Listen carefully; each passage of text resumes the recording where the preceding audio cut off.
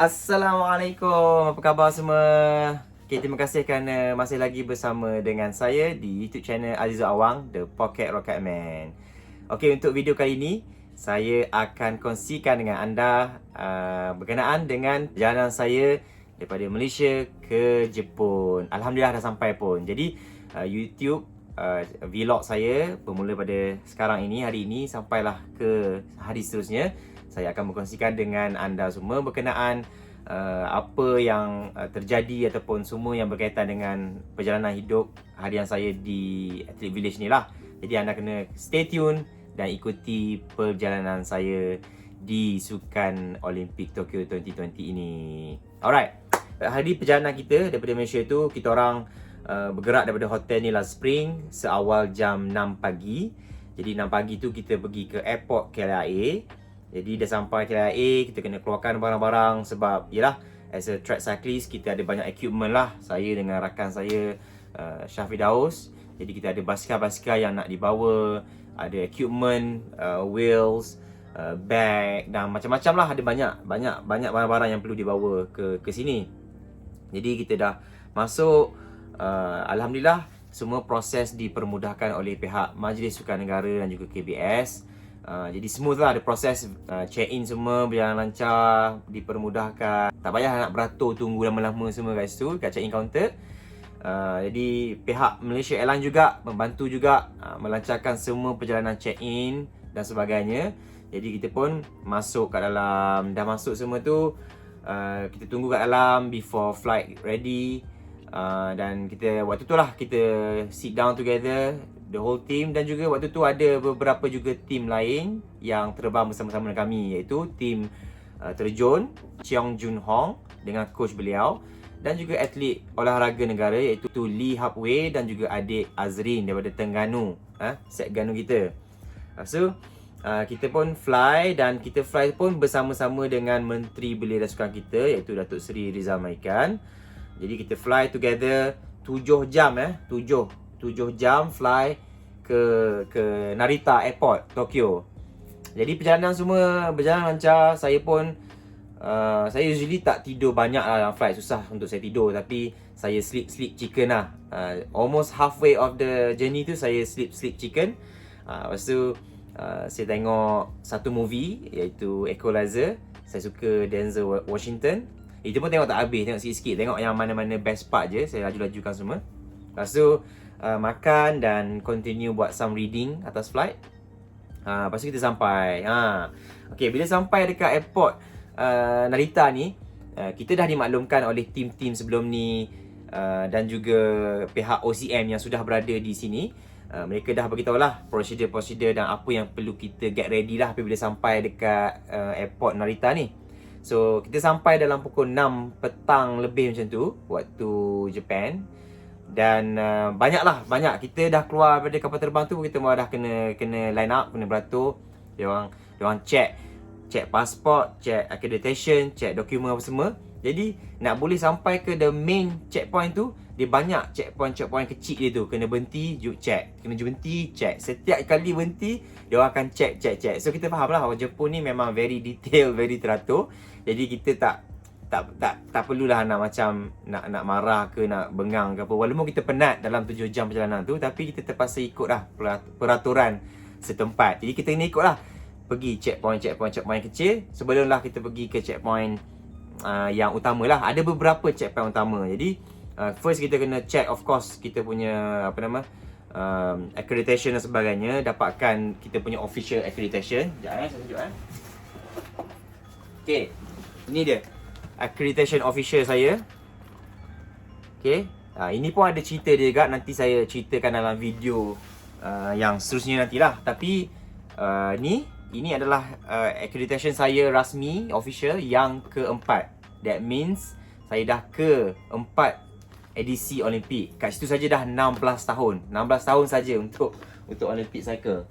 Okay, dan dapat accreditation, kita kena pergi untuk proses dia macam PCR test lah. Tapi kat sini diorang tak pakai jolok-jolok ni, tak masuk hidung, tak masuk tekak, which is alhamdulillah, sebab saya tak suka sangat benda tu. Tapi mereka menggunakan saliva test. Saliva test dia kena masukkan dalam, sekejap dia kena masukkan dalam macam tabung G macam ni lah, lebih kurang. Kena masukkan dalam tabung G macam ni. Dia ada garisan dia. So kita kena duduk kat satu tempat khas. Dia ada macam small special room. Kita kena keluarkan kita punya alio kita. Sampailah ke sini. Buih daripada alio tak diterima. Dia nak yang pure alio je. So kena banyak jugalah. Tapi it's okay. Better than kena jolok tekak dengan hidung ni. Lepas tu bila dah dapat result, kalau dah negatif, then barulah kita boleh pergi ke tempat seterusnya, pergi immigration, cop pasport, dan kita pergi ambil lah kita punya barang-barang. Dah dapat keluar ni, alhamdulillah, dah okey dah. Lepas tu kita ambil barang semua. Saya, Syah dan juga John yang duduk dalam Athlete Village ni, kita terpaksa menunggu dalam lebih kurang dekat 2 jam jugalah dekat airport tu. Tapi dia ada lah macam lounge room. Tapi biasa je, macam tak adalah lounge macam kat Malaysia tu. Dia macam satu bilik kosong, ada kursi, boleh duduk lah, boleh relax. Ada air, ada makanan sikit. Jadi kita kena tunggu kat situ. Bus yang seterusnya available on the schedule adalah 9.15.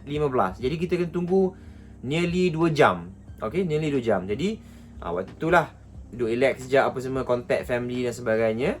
Lepas tu bas dah sampai. Bila bas dah sampai, dia orang pula cepat bas dah sampai. Padahal kita dah tunggu dah berjam-jam ni kan. Dia orang kan memang on time kan. Memang kalau 9.15 kena gerak. Jadi kena cepat-cepat turun, masuk barang-barang apa semua. Jadi bas pun nak bergerak pun tak boleh nak bergerak terus, kena berhenti to the next checkpoint sebab nak ambil lagi ada yang atlet lain juga, atlet basikal lain juga daripada Swiss. Jadi ambil dia orang. Jadi kita pun bergerak lah.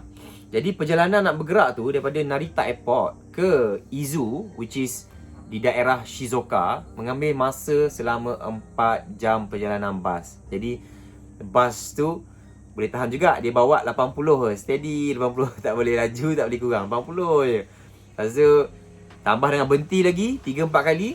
Sampai berhenti nak kencing kan. Malam-malam tu berhenti, rasa macam berhenti dekat R&R je. Berhenti semua. Lepas tu teruskan perjalanan. Tapi last berhenti, lepas tu saya memang dah tintong lah. Waktu tu dalam pukul 12 lebih malam dah. Saya baring, saya tidur dalam bas tu. Di penghujung perjalanan tu, before sampai Izu tu, jalan dia agak hardcore sikit lah. Macam pusing macam tu. Sebab Izu ni, dia terletak di puncak bukit ataupun gunung lah. Di puncak gunung. Jadi jalan dia zigzag-zigzagnya tu. Sampai-sampai turun, nak kena lalui protokol SOP lagi lah. Macam mana barang ni, macam mana nak bawa lah, apa sebagainya. Jadi kita kena jalan daripada bas tu. Dia orang tak parking kat depan hotel. Dia orang kena parking dekat tempat parking khas bas. Jadi kita kena turun kat situ. Kita kena jalan pergi ke satu tempat di mana kena melalui dia punya macam checkpoint dia lah. Ada kena check accreditation, scan dulu barang-barang, x-ray barang-barang yang kita bawa tu. Lepas tu validate kita punya accreditation dan juga ambil kunci bilik. Waktu kita orang kat situ tu, jam menunjukkan pukul 2 pagi masa tu. Tengah ambil kunci bilik tu pukul 2 pagi. So bayang lah, daripada pukul 6 pagi dekat Malaysia Nilan Spring tu, ni pukul 2 pagi dekat masih lagi dekat kaunter pengurusan nak ambil kunci bilik. Jadi waktu tu dah dapat kunci bilik tapi tak boleh masuk bilik lagi sebab beg-beg luggage kita, basikal kita ni belum selamat disettlekan semuanya. Jadi waktu tu lah jurulatih kami John Bisley main peranan. So dia cakap, okay Azizo, Syah, korang balik dulu bilik korang, make sure you go back, shower and sleep. Dia akan settlekan segala-galanya. Itulah kita panggil high performance management. Semua staff-staff ataupun orang-orang yang di belakang atlet ni, behind the scene ni, mereka memang kena berkorban untuk atlet lah. Jadi rasa kesian juga. Saya dengan Syah rasa kesian lah kat John lah. Takkan dia pun penat kan. Kita penat, dia pun penat. Dia kena tunggu, tapi it's part of our journey lah. So dia tunggu, kita pun masuk bilik. Masuk bilik semua, tengok bilik semua. Kita pun agak macam, walaupun dalam keadaan penat tu, kita agak surprise juga lah tengok bilik macam rumah Nobita kan. Memang traditional Japanese, bukan house lah, it's room, Japanese room. Macam Japanese, tapi dalam ni tu nampak macam traditional Japanese house. Tapi dia hotel, dia bilik, tapi bilik dia tu macam rumah Nobita. Sebiji traditional Japanese house. Jadi kita tengok apa-apa semua, kita get ready, letak bag apa semua.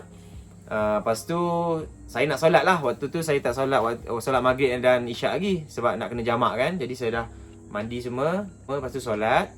Lepas tu tengok jam, saya nak check subuh pukul apa. Rupa-rupanya subuh lagi dalam 20 minit lebih macam tu je. Sebab masa saya solat tu dalam pukul dah 2.30 lebih. So maghrib dia kat sini, maghrib pula. Subuh dia kat sini pukul 2.50 pagi. 2.50 pagi adalah waktu subuh kat sini. Jadi dah ada alang lagi 10-15 minit. Saya tunggu je lah subuh. Saya tunggu subuh, solat subuh. Dan lepas tu barulah boleh tidur. Saya dengan Syah pun tak sure pukul berapa John sampai bilik. Bawa beg kita orang apa semua. Memang kesian. Tahu-tahu je pagi je lah kita orang bangun. Kita bangun pagi. Dan Alhamdulillah tengok semua John pun dah terbongkang. Beg-beg semua ada. Dah bangun tidur tu kita continue sikit lagi tidur. Just untuk relaxkan fizikal dan mental lah. Sebab penat kan. Penat sangat the whole day. Bayanglah pukul 6 pagi daripada Malaysia tu, nilai 3 pagi dah settle semua. Jadi beza 3 jam je nak cukupkan 24 jam. Saya rasa cukup setakat itu untuk perkongsian pada hari ini. Dan jangan lupa untuk stay tune. Teruskan ikuti video dan perjalanan saya di sini. Dan saya akan share banyak lagi cerita dan apa-apa yang berkenaan dalam Athlete Village ni. Ada nak tahu pasal katil, dia orang makan, makanan dan sebagainya. So stay tune. Jangan lupa tekan butang subscribe, tekan butang like dan juga butang share. Okay? Stay healthy, stay safe dan stay tuned. Aziza Awang, The Pocket Rocket Man.